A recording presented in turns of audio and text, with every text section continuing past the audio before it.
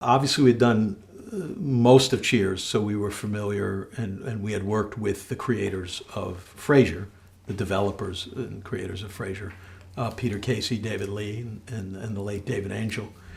And we were friends, and we had all worked with each other, on each other's pilots, all kinds of things.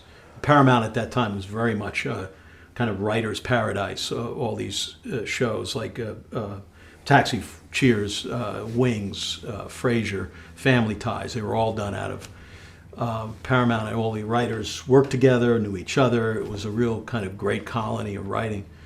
And so when they were going to do the series, they asked us if we wanted to come in and be a part of it, and we had a deal at Paramount, and we were still trying to develop our own stuff, but they offered us a job to come in and consult and write some episodes, and also to join them. And we jumped at it because it was a great pilot once again, as Cheers was. We helped out on the pilot too. And we also helped out on the pilot.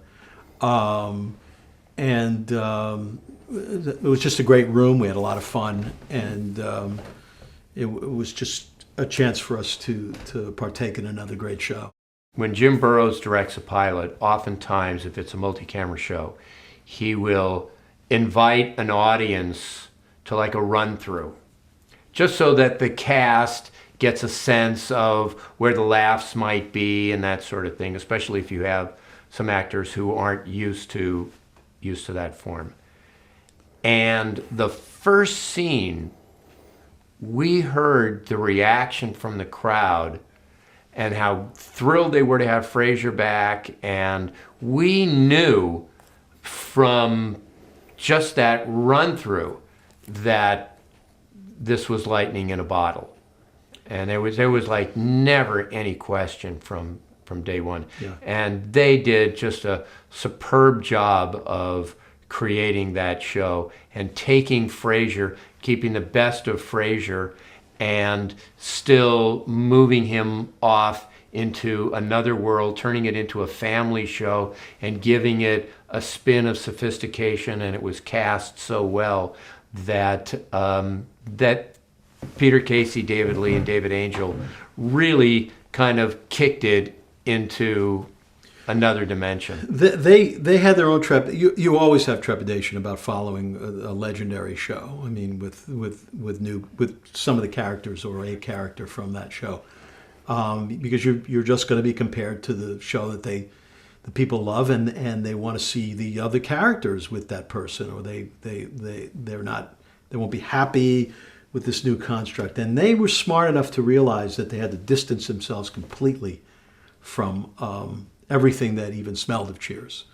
The characters, the situation, the city, the job, everything. It was a family show. They had to completely reinvent the wheel in a sense, and yet they kept the same basic style and just created a different construct for Frasier.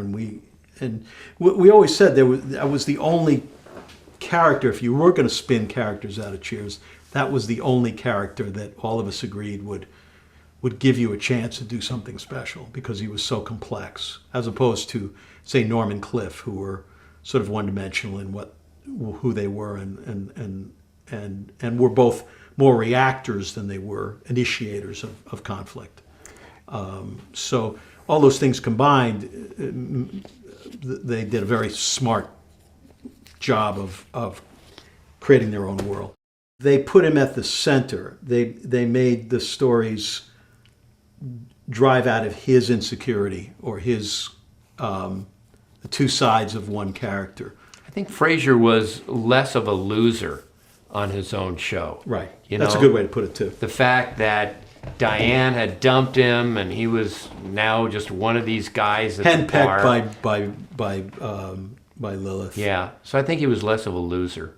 But it gave you a chance to kind of study the character in greater depth, and put him at the center, make the world revolve around him, instead of just coming in and sort of walking into the bar and commenting on what was going on.